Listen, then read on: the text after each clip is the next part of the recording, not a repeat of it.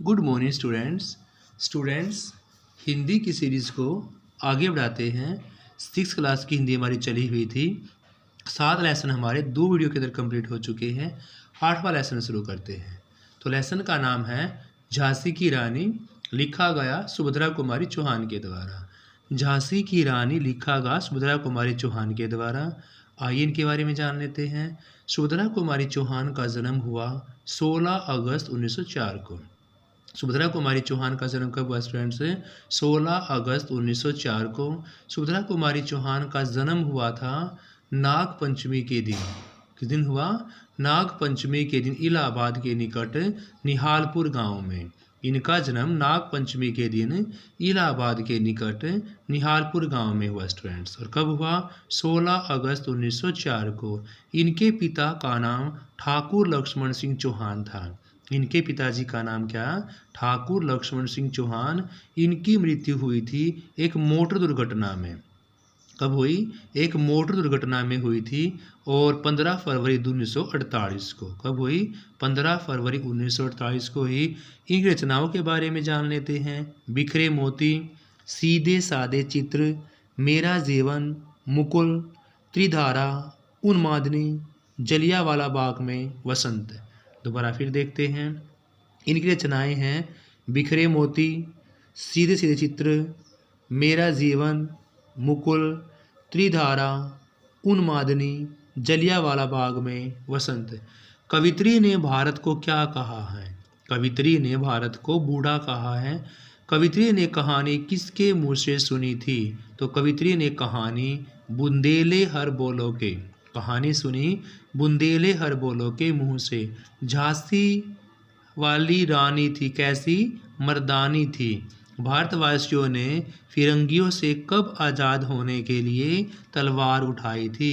तो भारतवासियों ने 1857 में। भारतवासियों ने 1857 में फिरंगियों से आज़ाद होने के लिए तलवार उठाई थी। दोबारा देखते हैं। झांसी की रानी लिखी गई सुभद्रा कुमारी चौहान जी के द्वारा। सुभद्रा कुमारी चौहान जी का जन्म हुआ 16 अगस्त 1904 को। कहाँ हुआ? इनका जन्म नाग पंचमी के दिन। नाग पंचमी के दिन इलाहाबाद के निकट निहालपुर गांव में हुआ। इनके पिता का नाम ठाकुर लक्ष्मण सिंह चौहान। क्या था? ठाकुर लक्ष्मण सिंह चौहान। इनकी मृत्यु एक मोटर दुर्घटना में हुई 15 फरवरी 1948 को। 15 फरवरी 1948 को। इनकी प्रमुख रचनाएं बिखरे मोती हैं, सीधे सीधे चित्र, मेरा जीवन, मुकुल, त्रिधारा, उन्मादनी, जलियांवाला बाग में वसंत। कवित्री ने भारत को कैसा कहा है? तो कवित्री ने भारत को बूढ़ा कहा है। कवित्री ने कहानी किनके मुंह से सुनी थी? तो कवित्री ने कहानी बुंदेले हर बोलो के मुंह से सुनी थी। झांसी वाली रानी कैसी थी? मर्दानी थी स्टूडेंट्स। और भारतवासियों ने फिरंगियों से कब आज़ाद होने के लिए तलवार उठाई थी? 1857 में। फिर आपका रानी को छबीली कौन कहता था? रानी को छबीली नाना साहब कहते थे। कौन कहते थे? नाना साहब। रानी का नाम था लक्ष्मीबाई। बर्छी, ढाल, कृपाणी आदि को अपनी सहेली मानती थी स्टूडेंट्स। नहीं मानती आना चाहिए यहाँ पर। लक्ष्मीबाई जी इन सभी को अपनी सहेली मानती थी। अगला है रानी किसकी कहानियाँ जुबानी याद थी? रानी को शिवाजी की कहानियाँ जुबानी याद थी। रानी की तलवार के वार को देखकर कौन पुलकित होते थे? तो रानी की तलवार के वार को देखकर मराठे पुलकित होते थे। महाराष्ट्र कुल की देवी का नाम क्या है? तो महाराष्ट्र कुल की देवी का नाम है भवानी। महाराष्ट्र कुल की देवी का नाम क्या स्टूडेंट्स? भवानी है। लक्ष्मीबाई का विवाह कहाँ हुआ था? तो लक्ष्मीबाई का विवाह झांसी के अंदर हुआ था और महाराष्ट्र कुल की देवी का नाम भवानी है। रानी के विधवा होने से किस का मन प्रसन्नता से भर गया था? तो डलहौजी का मन प्रसन्नता से भर गया था स्टूडेंट्स। रानियों के गहने कपड़े कहाँ के बाजार से आते थे या कहाँ से बिकते थे? तो वो थे कलकत्ता के बाजार से स्टूडेंट्स। कहाँ से? कलकत्ता के बाजार से। रानी को छबीली कौन कहता था? नाना साहब कहते थे। रानी का नाम पूरा लक्ष्मीबाई था। बर्छी डाल कृपाणी को अपनी सहेली मानने वाली लक्ष्मीबाई थी। रानी को किसकी कहानियाँ जुबानी याद थी? तो शिवाजी की कहानी उनको जुबानी याद थी। रानी की तलवार के वार को देखकर कौन पुलकित होते थे? तो मराठे भी उनकी तलवार के वार को देखकर मराठे पुलकित होते थे। महाराष्ट्र की कुल देवी भवानी थी। कौन सी स्टूडेंट्स? भवानी। किसकी? महाराष्ट्र की कुल देवी। लक्ष्मीबाई का विवाह कहाँ हुआ? झांसी के अंदर हुआ था। रानी के विधवा होने से किसका डलहौजी का मन खुशी से भर गया था? रानियों के गहने कपड़े बिकते थे कलकत्ता के बाजार में। क्वेश्चन है, रानी ने किस लेफ्टिनेंट को अपनी तलवार से मार भगाया था? तो रानी ने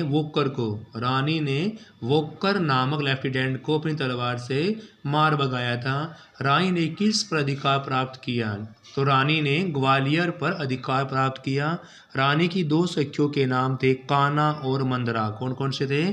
कान्हा और मंदरा था। अंग्रेजों के मित्र का नाम था स्टूडेंट सिंधिया। किस जनरल को रानी ने हराया था? तो रानी को स्मिथ नामक जनरल ने हराया था। रानी का नया घोड़ा किसके आगे अड़ गया था? तो रानी का नया घोड़ा नाले को पार करने के आगे अड़ गया था। रानी की मृत्यु किस समय हुई थी? जब रानी 23 वर्ष की, तो उस समय उनकी मृत्यु हुई। 23 वर्ष की छोटी सी उम्र में ही रानी का स्वर्गवास हो गया था स्टूडेंट्स। रानी ने किस लेफ्टिनेंट को अपनी तलवार से मार भगाया था? तो वो थे वोकर। रानी ने किस पर अधिकार प्राप्त किया? ग्वालियर पर। रानी की दो सखियों के नाम कान्हा और मंदरा। कौन कौन सी? कान्हा और मंदरा। अंग्रेजों का मित्र सिंधिया था। किस जनरल को रानी ने हराया था? स्मिथ को। रानी का नया घोड़ा किसके आगे अड़ गया था? रानी का नया घोड़ा नाले के आगे अड़ गया था। रानी की मृत्यु हुई थी 23 वर्ष की अवस्था में स्टूडेंट्स। तो स्टूडेंट्स आपका लेसन कंप्लीट होता है। अब हम शुरू करेंगे जो देख कर भी नहीं देखते। ये 9th लेसन है और लिखा गया हेलन केलर के द्वारा स्टूडेंट्स। 9 लेसन आपका जो देख कर भी नहीं देखते और यह लिखा गया आपका हेलन केलर के द्वारा। देख कर भी नहीं देखते 9 lesson 6th class Helen Keller. Helen Keller के जन्म की बात करते हैं तो कब और कहाँ हुआ? 27 जून 1880 को अमेरिका में टन्सनबिया अल्बामा में इनका जन्म हुआ। 27 जून 1880 अमेरिका के टन्सनबिया अल्बामा में हेलन केलर का जन्म होता है। इनका पूरा नाम Helen Adams Keller. Helen Keller के बीच में क्या हो गया? एडम्स हो रहा है students. Helen Adams Keller.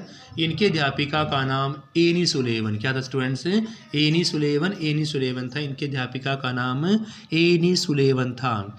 Hindi फिल्मकार संजय लीला भंसाली के केलर के कथानक को आधार बनाकर कौन सी फिल्म बनाई थी?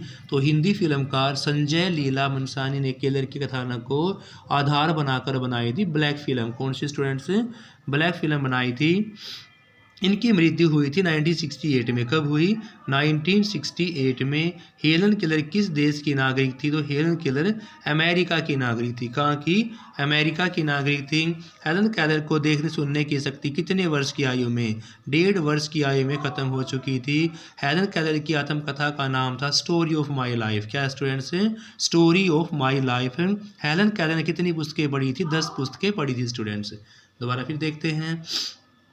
लेसन नंबर 9 है, देख कर भी नहीं देखते, लिखा गया है हेलन केलर के द्वारा। क्वेश्चन फर्स्ट आपका, हेलन केलर का जन्म कब और कहाँ हुआ? 27 जून 1880 को अमेरिका के टन्सनबिया अल्बामा में हुआ था। इनका पूरा नाम था हेलन एडम्स केलर था। इनके अध्यापिका का नाम एनी सुलेवन था। हिंदी फिल्मकार संजय लीला भंसाली ने हेलन के कथानक को आधार बनाकर कौन सी फिल्म बनाई? तो ये बनाई थी ब्लैक फिल्म। कौन सी? ब्लैक फिल्म थी। इनकी मृत्यु हुई 1968 में। हेलन केलर किस देश की नागरिक थी? अमेरिका की स्टूडेंट से। हेलन केलर को देखने सुनने की शक्ति जो है वो कितने वर्ष की आयु में खत्म हो गई थी? 1.5 वर्ष की। हेलन की आत्मकथा का नाम स्टोरी ऑफ लाइफ है। और हेलन केलर ने कितनी पुस्तकें लिखी थी स्टूडेंट? 10 पुस्तकें लिखी थी। नेक्स्ट है, हेलन केलर ने जीवन भर किसके लिए काम किया? तो हेलन केलर ने जीवन भर विश्व शांति के लिए काम किया। हेलन केलर किस परीक्षा के लिया करती थी? हेलन केलर अपने मित्रों की परीक्षा लिया करती थी। जब वो बाहर से घूम कर आते थे, उनसे पूछते थे आपने क्या देखा, तो उनका उत्तर था कुछ खास नहीं, क्योंकि जो मनुष्य के पास होता मनुष्य उसकी कदर नहीं करता। हेलन केलर के पास आंखें नहीं थी, तो उनको पता है कि उसके पास क्या कमी थी। कहाँ की सैर के बाद हेलन केलर ने प्रश्न किया? पर जंगल की सैर के बाद। जब उसके मित्र जंगल की सैर करने के बाद उसके पास आए तो उन्होंने पूछा कि हेलन केलर ने प्रश्न पूछा कि आपने जंगल में क्या देखा? हेलन केलर चीज़ों को कैसे पहचानती थी? हेलन केलर चीज़ों को छू कर पहचानती थी। भोजपत्र के पेड़ की छाल तो चिकनी होती है स्टूडेंट्स। भोजपत्र के पेड़ की छाल कैसी होती है? चिकनी होती है। और चीड़ के पेड़ की छाल होती है खुरदरी। देखो, चीड़ खुरदरी और भोजपत्र चिकनी, दोनों आपको याद रखने हैं। हेलन केलर को चीड़ की फैली पत्तियां घास किससे अधिक प्रिय लगते थे? तो हेलन केलर को चीड़ की फैली पत्तियां या घास जो है वो महंगे कालीन से भी अधिक प्रिय लगते थे। महंगे कालीन से। मनुष्य किसकी कदर नहीं करता? मनुष्य अपनी समताओं की कदर नहीं करता। मनुष्य अपनी समताओं की कदर नहीं करता। हेलन केलर के जीवन भर किसके लिए काम किया? तो हेलन केलर ने जीवन भर विश्व शांति के लिए, किसके लिए? विश्व शांति के लिए काम किया। हेलन केलर किसकी परीक्षा लिया करती थी? तो हेलन केलर अपने मित्रों की परीक्षा लिया करती थी। कहाँ की सैर के बाद हेलन केलर ने प्रश्न किया? तो जंगल की सैर के बाद हेलन केलर ने प्रश्न किया। हेलन केलर चीज़ों को कैसे पहचानती थी? छूकर। भोजपत्र के पेड़ की छाल कैसी होती है? तो भोजपत्र के पेड़ की छाल चिकनी होती है स्टूडेंट्स। चीड़ के पेड़ की छाल तो खुरदरी होती है। हेलन केलर के चीड़ की फैली पत्तियां घास को किससे अधिक प्रिय मिला? महंगे कालीन से। मनुष्य किसकी कदर नहीं करते? तो मनुष्य समताओं की कदर नहीं करते। नेक्स्ट है, लोग दृष्टि से आविष्कार को कैसी चीज़ समझते हैं? लोग दृष्टि के आविष्कार को साधारण सी चीज़ समझते हैं। हेलन केलर के जीवन को क्या नया रंग और खुशियाँ प्रदान कर देता था? हेलन केलर के जीवन को नया रंग और बुद्धि तथा खुशियाँ, बदलता मौसम, जो बदलता मौसम है वह हेलन केलर के जीवन में नया रंग और खुशियाँ भर देता था। हेलन केलर के पिता का नाम आर्थर एच केलर था। क्या नाम था स्टूडेंट्स? Arthur H Keller. दोबारा तीनों क्वेश्चन देखते हैं। लोग दृष्टि के आविष्कार को कैसी चीज़ समझते हैं? तो लोग दृष्टि के आविष्कार को साधारण सी चीज़ समझते हैं। हेलन केलर के जीवन को क्या नया रंग और खुशियाँ प्रदान कर देता था? तो हेलन केलर के जीवन को बदलता मौसम जो है वो खुशियाँ प्रदान कर देता था। हेलन केलर के पिता का नाम था आर्थर एच केलर। क्या students? Arthur H Keller Helen Keller के पिता का नाम था। तो स्टूडेंट्स आपके 9 लेसन छठी क्लास से कंप्लीट होते। कल हम नेक्स्ट लेसन शुरू करेंगे नेक्स्ट वीडियो के अंदर। Have a nice day. Please students like sheet class.